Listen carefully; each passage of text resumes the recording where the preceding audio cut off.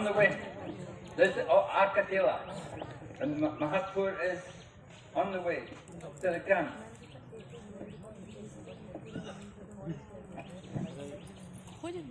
We actually know the place. We don't actually know.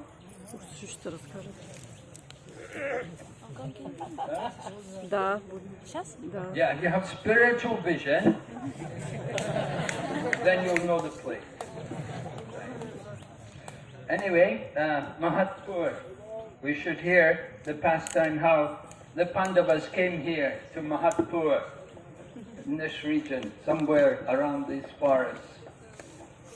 Pandavas were living in exile. They had to go incognito. They had to be in exile for 12 years and 1 year incognito. So they were living in the forest, moving around. At one point they came to Arka-Tila.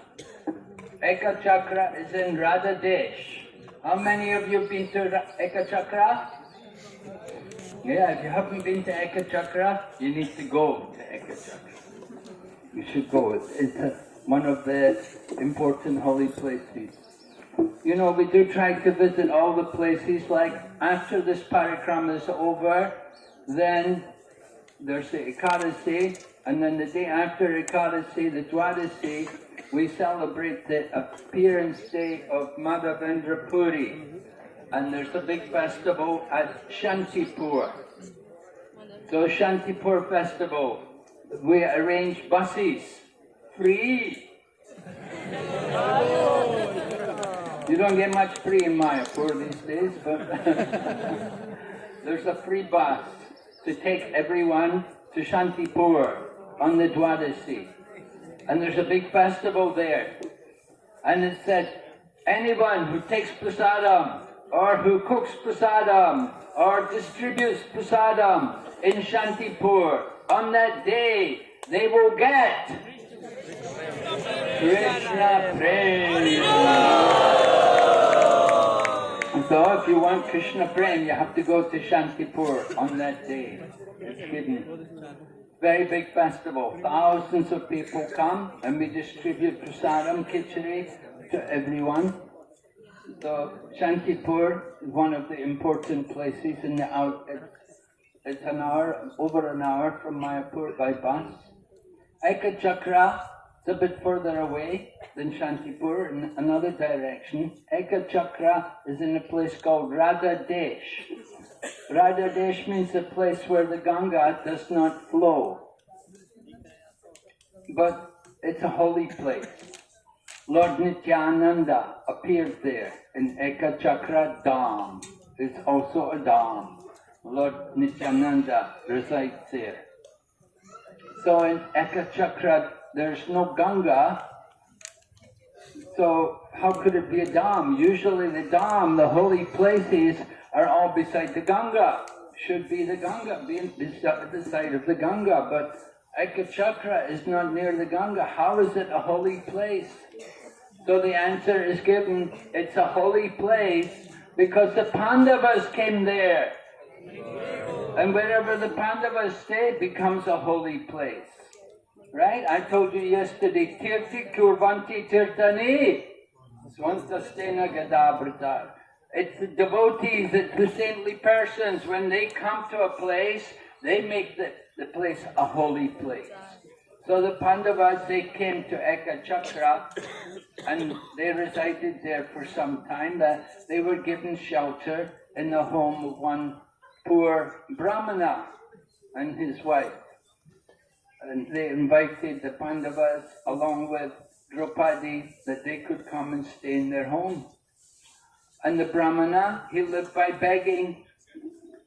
And they would, when the Pandavas came to live in their home, the Pandavas would also go out for begging, but they would take turn. One person every day would stay back to be with Mother Kunti, to be with Draupadi and the Brahmana's wife, just to take care. They thought, we won't send everyone out for begging, one person should stay back.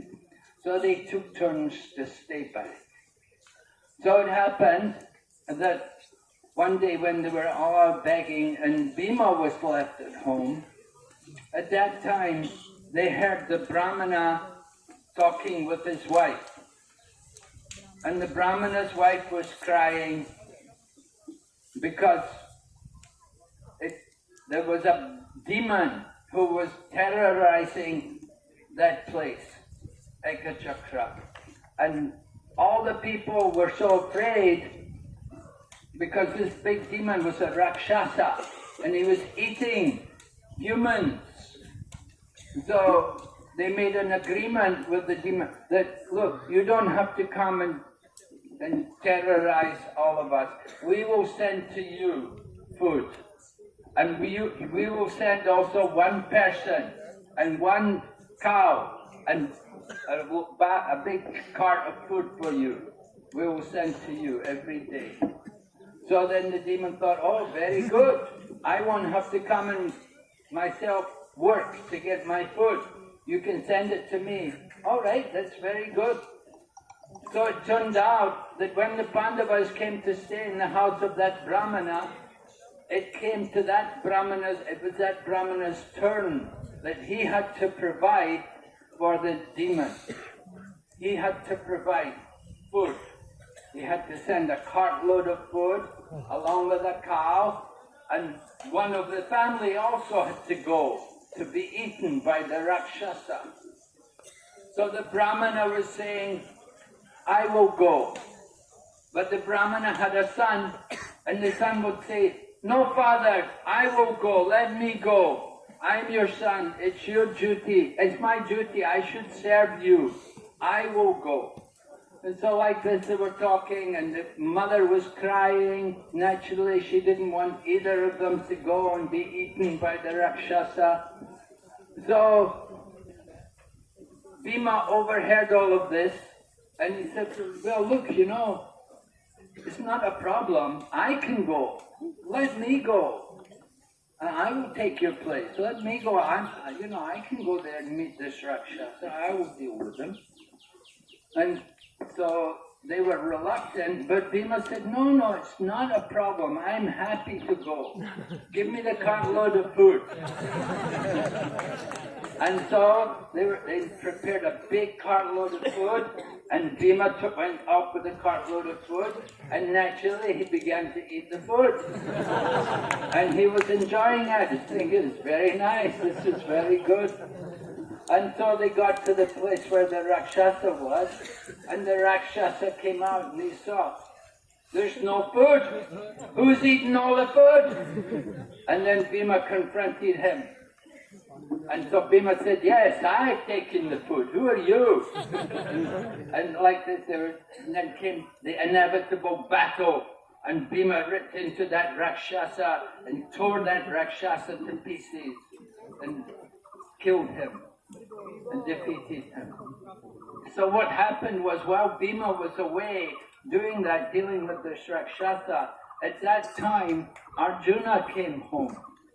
And Arjuna came home and he asked, well, where's Bhima? I thought Bhima was staying here to take care of you. And they said, no, he went to deal with one Rakshasa. There's a big Rakshasa, and Bhima went there to take food to him and deal with him. So Arjuna became a little worried. He thought, really? A big Rakshasa? Oh, maybe Bhima's in trouble. I should go there and find out what's happening. So Arjuna then left. He went to find out what had happened to Bhima. And when Arjuna was going, he became so worried, he thought, let me fire a Nagapashu, and that will protect Bhima in case there's any danger. So he released one Nagapashu, the snake arrow. He fired the snake arrow, and he released it. But after he fired it, then after a short time, then he met up with Bhima. And Bhima was coming back after defeating the Rakshasa. And Arjuna said, oh, I was so worried about you. I fired the Nagapashu. I've released the Nagapashu. What should we do? So Arjuna said, it was decided, we will have that Nagapashu just simply remain in the forest, that he has to stay in this one place. Anybody who comes near it, then the Nagapashu can devour them. So in this way, that Nagapashu was remaining there in the forest in one place. And they stayed there for a long time. So that was in the time of the Pandavas. After that, then 500 years ago, Lord Nityananda appeared there in Arka-Tila. And Lord Nityananda was one day playing with all of his friends, and they came to that forest, and he heard how there's this big snake there.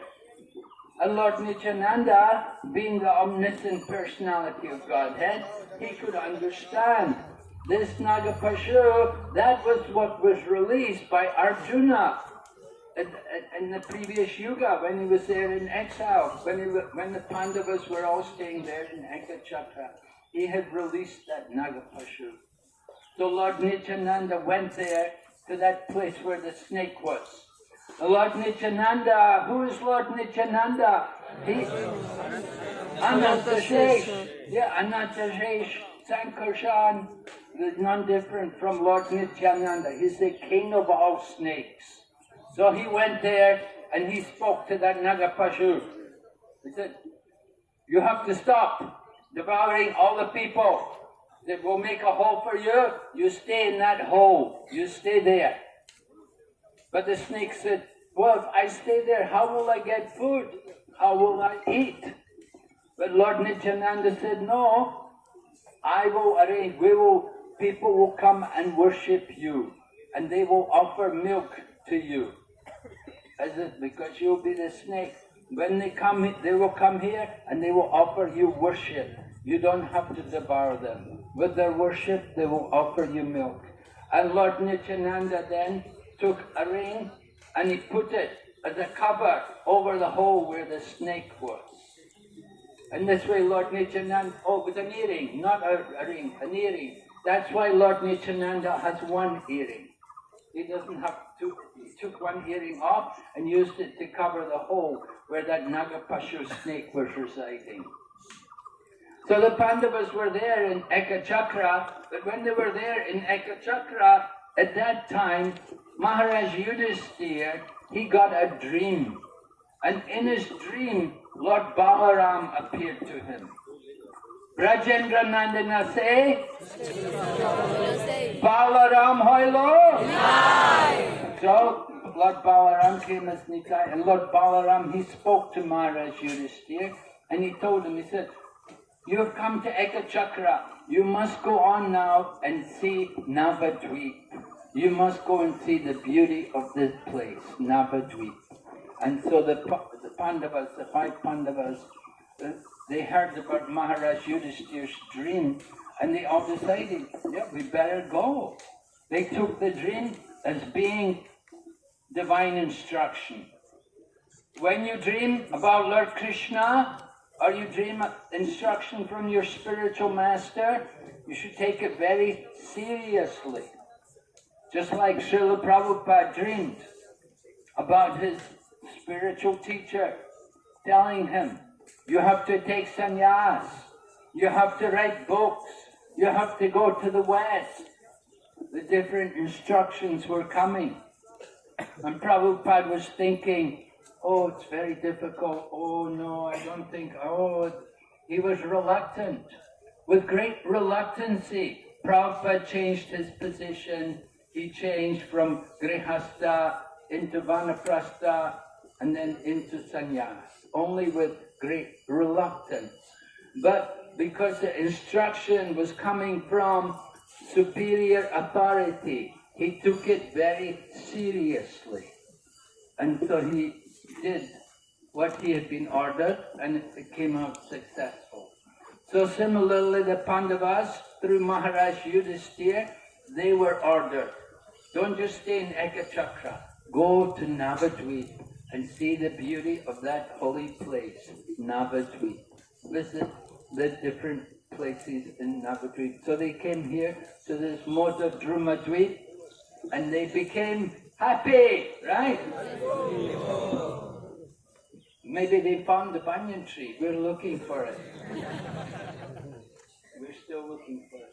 So in this way they enjoyed the beauty of Moda Drumadvip. And what's the process here in Moda Drumadvip? Servant. Be the servant, right? So we began our parikrama. We were in Godrum Dweep. In Godrum Dweep, what was the process? Kirtan. Right. What happened? You didn't do any hearing, you just went to Kirtan? What about the hearing? How can you do Kirtan without hearing? So our parikram is a little irregular. We should have begun in Simantapur, but because there's so many parties, it wasn't possible to follow the usual procedure. We had to begin in Godrum Dweep. We began with Kirtan. So we missed out the hearing. But we'll do it before we go back to Mayapur. From Godrum Dweep, then we went to Madhyama Dweep. Madhyama Dweep process was Smaranam, remembering. Right? Remembering. Always remember Krishna. So that was when we were in Madhyama Dweep. Who were we hearing? Whose pastimes were we hearing in Madhyama Dweep? Madhyam Dweep?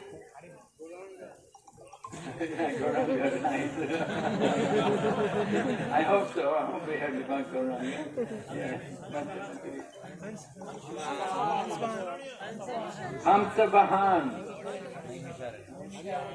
Naimisharanya, Pushkar, Hari Harshit, Godrum Dweep. Okay, so then Madhyama Dweep, we were remembering. And after Madhyama Dweep, then Kola Dweep. We crossed over the Ganga into Kola Dweep, which was present-day Navadweep. And in Kola Dweep, process was Padasevanam.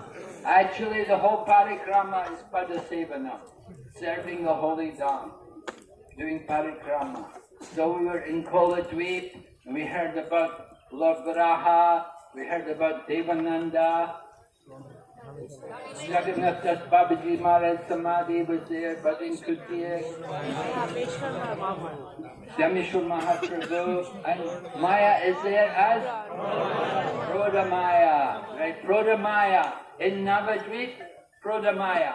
In Vrindavan, Prodha Maya is Purnamasi.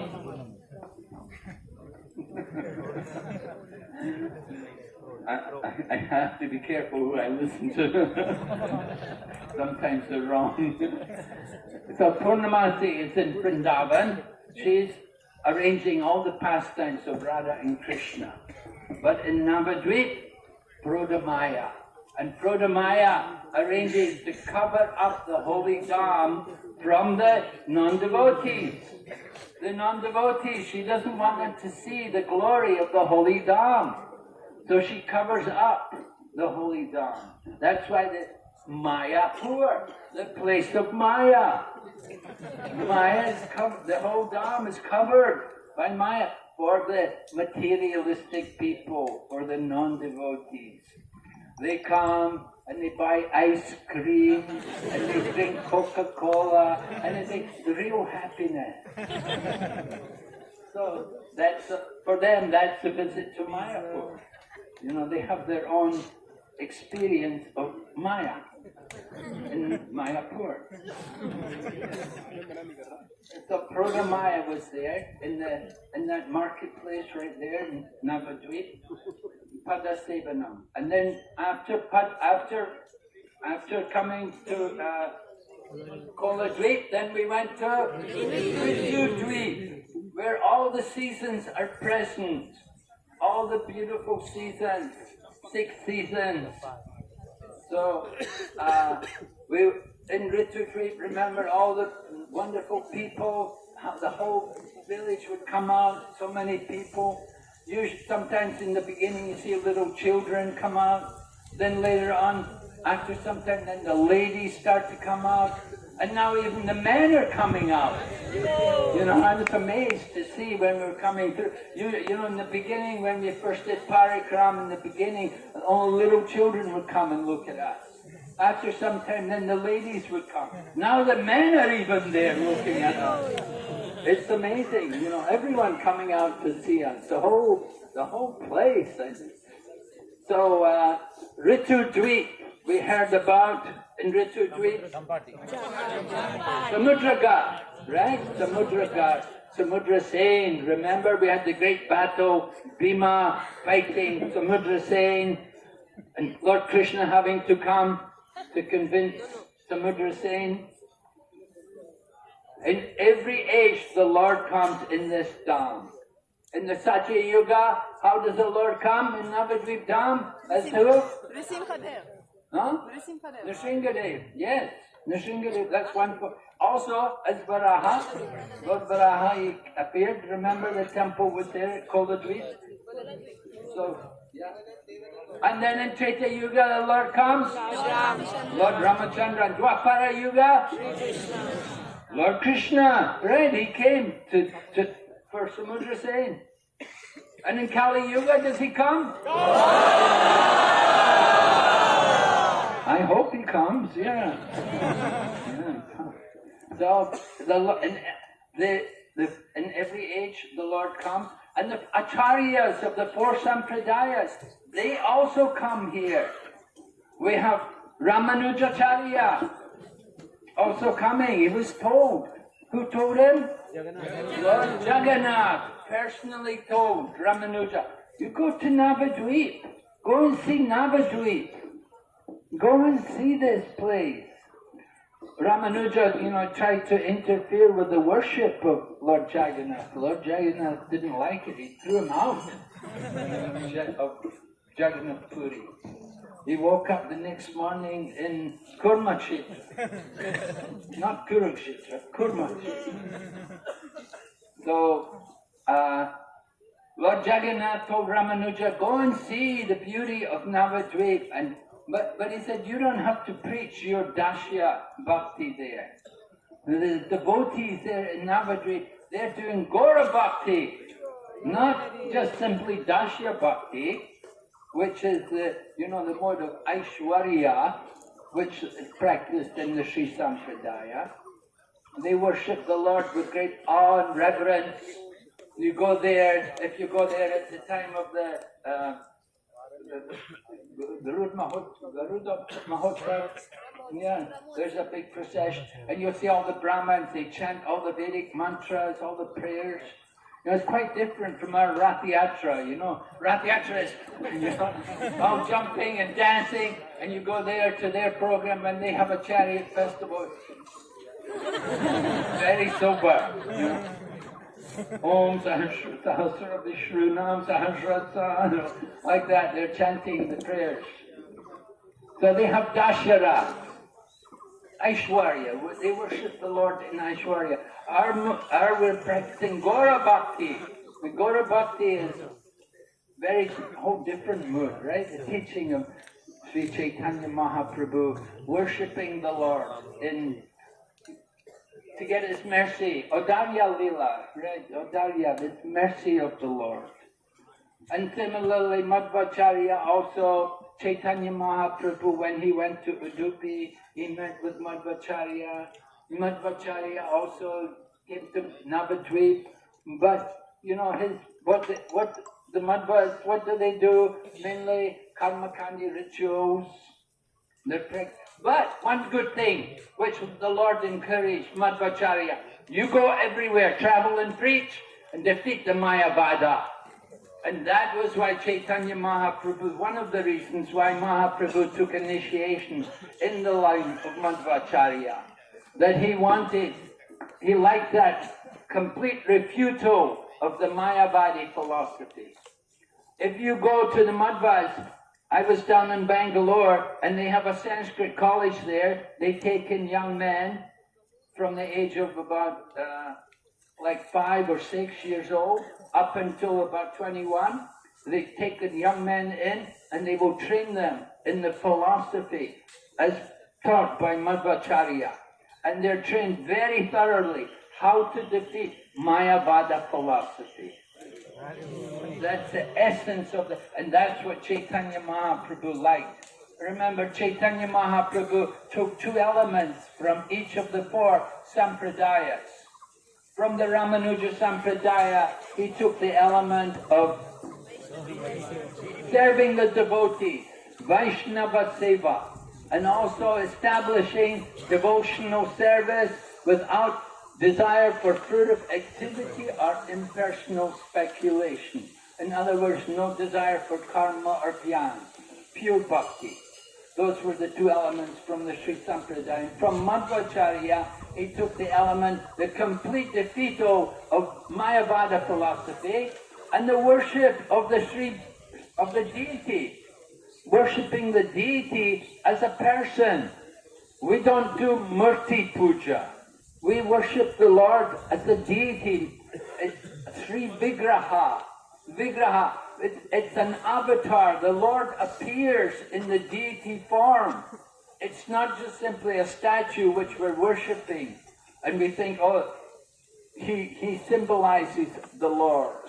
Like you go to a Hindu temple, general Hindu temple, and they have a deity there. They're worshipping the deity, but they're actually not deity. They're worshipping, they do Murti Puja. They just simply think of it as a statue. They don't change the dress, they don't make regular offerings, hardly, very rare they will ever cook, but they'll do arti and puja and like that. They'll do some arti. So that they don't see the Lord in the deity. They simply think it's a statue and it's a means to their liberation. Because for them, their goal, generally they're all impersonal, their goal is sayuja mukti, to become one, to enter into the oneness. And they think, by worshipping this statue, one day I will also become the statue. I'll become like it. So that's kind of their thinking. But we worship the deity as God himself, that the Lord appears in the elements, and the Lord can speak to the devotee. Just like Shakshi Gopal, the deity was speaking to the devotee. And the deity can eat. And the deity can steal the Mahaprasadam to give to his devotees, like Shirakura Gopinath. So we understand the deity as a very living personality. It's avatar. The Lord comes from the spiritual world and he descends into the deity form in order to accept our worship. So Madhvacharyas, they had that principle. Madhvacharya established the worship of Udupi Krishna, and their worship, it happened one day because they had a rule about who could get into the temple and who couldn't. And so one man who was actually a great devotee, he wasn't able to get into the temple, and he was looking at the deity from the back through a hole in the wall, and he could see the back of the deity, and he was thinking how wonderful it would be to see the front of the deity. So at that time, the deity turned around. And when the deity turned around, so that he could reveal his form to that man, so after that, the priest said, we cannot turn him back. So they continue the worship of the deity in that way, standing in that position. And they had to redesign the temple, of course, and everything. but they accepted that this was the deity's desire, that he wanted to reveal his form to this devotee. So these things happen when the deity is properly worshipped. That you'll see life in the deity, how the deity reciprocates with the love of his devotees. It's not impersonal. We're not just worshipping some statue. So Madhvacharya, he was told, you don't need to come to Navadvipan, but you go everywhere and defeat the Mayavadis, defeat their philosophy. And of course, Srila Prabhupada also has that in his own pranam mantra. Nirvishesha Shunyavadi. Srila Prabhupada offers his respects to his spiritual master, serving my spiritual master, Bhaktisiddhanta Saraswati, Gauravani, preaching the message of Chaitanya Mahaprabhu in the Western world, which is full of impersonalism and voidism, or to save the Western world from impersonalism and voidism. How can we ever save India from impersonalism? That's the bigger challenge. Huh? Yeah, distribute more. But they also have Bhagavad Gita. Shankaracharya also has commentary on Bhagavad Gita. It's not just distribute Bhagavad Gita, but preach the Bhagavad Gita. Teach. Don't just only distribute the books, but we have to teach. And now we're seeing so many wonderful programs going on everywhere. I met some devotee from Mangalore, and he was telling me how in Mangalore they have 150 teachers. And they have classes, they have courses going on in 12 languages. And they're teaching the Bhagavad Gita in 5 different levels. Very structured program. And so they have like thousands, the congregation just expanded unlimitedly by preaching, by having these courses, by offering these kind of courses to people, letting them come and enroll online. You can study the Bhagavad Gita, and they have these courses going on all over, and it's all based in Mangalore. I told Krishna Prabhu, the director of education there in Mayapur, he goes there regularly to Mayapur, to Mangalore, and he trained all the devotees there. He trained the devotees how to teach, how to do the teaching work, and they've had huge success. The devotee told me they had no money initially. He said, but after they started doing all these courses, they got so many people, so many students, and they got, when they wanted donations, they got so much money. All the money they needed. They could purchase land, and then now they're building a big temple. So preaching, teaching, very, very important. Not just only distribute the books, but teach, have classes, somehow reach out to people. So the acharyas, they all came here. I think tomorrow or the next day we'll be seeing Shankatapur, place where Shankaracharya came. And of course they told Shankaracharya, you get out from here. We don't want you here. He was told to go. Now Shankaracharya, of course, is Lord Shiva, and he has a mission. Mayavada asat shastram prachanam bodham uchate. Prachanam bodham. It means covered Buddhism. This Shankaracharya did a great service for the world. He brought back the Vedic culture by defeating Buddhism. Buddhism is Gnostic, atheistic philosophy. But it was Shankaracharya who defeated it by presenting Mayavada Asat Shastra, by presenting the Mayavadi philosophy. The Buddhists would say the absolute truth is zero, nothing, zero. Sunyavada, void, nothing. They say nothing is real. You are not real, I'm not real. So take a break and beat them on the head and say it's not real.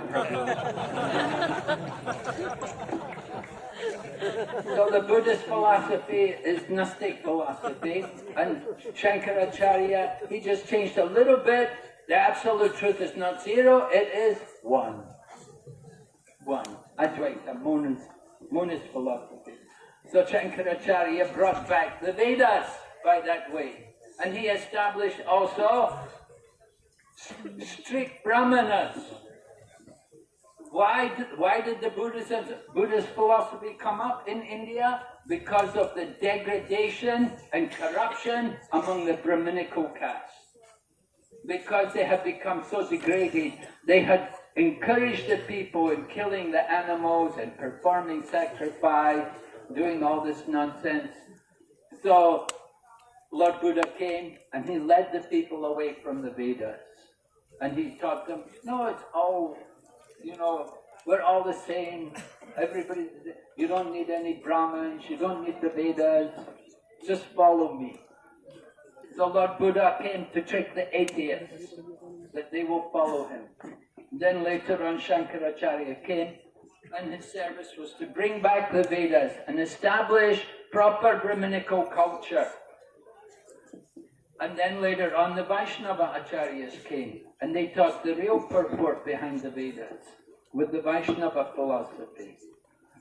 So after the Vaishnava, after Ramanujacharya, Madhvacharya, like that, then Sri Chaitanya Mahaprabhu came and he gave the synthesis of the four sampradayas. He took the main elements from each of the four sampradayas, brought them into the Gaudiya Vaishnava Sampradaya. And he himself took initiation in the line from Madhva. And he took the initiation in the line from Madhva because of Madhavendra Puri. And it was Madhavendra Puri who actually brought the seed of love of God into the line of disciplic succession. He taught the mood of Raga Bhakti, worshipping the Lord with transcendental feelings, transcendental emotions. So that's what Madhavendra Puri's great contribution. Sri Chaitanya Mahaprabhu wanted to be connected to Madhavendra Puri. And that's why he took the initiation in that line, coming from Madhva. So Chaitanya Mahaprabhu established the Gaudiya Vaishnava Sampradaya. Gaudiya Vaishnavism, not just simply preaching Dasharas. And we're not worshipping Krishna like the Pushtimar people. They worship Krishna in the Bala form as a child. But Chaitanya Mahaprabhu taught that the supreme form of the Lord is Nava Yovana, eternally youthful. As in its eternal youthful form, the Lord performs his pastimes. That is how we worship Radha and Krishna. Pushtimar people, they're worshipping Krishna as a child. They simply see Krishna as a child. They'll offer the milk sweets. They will do different things which you would do for a child. But we worship Krishna as the eternal youthful person. And in this way we celebrate Krishna's pastimes. So Sri Chaitanya Mahaprabhu did this wonderful service for all of us. We're trying to appreciate the holy Dham by going around these islands. Okay, thank you very much. Hare Krishna. Hare Krishna.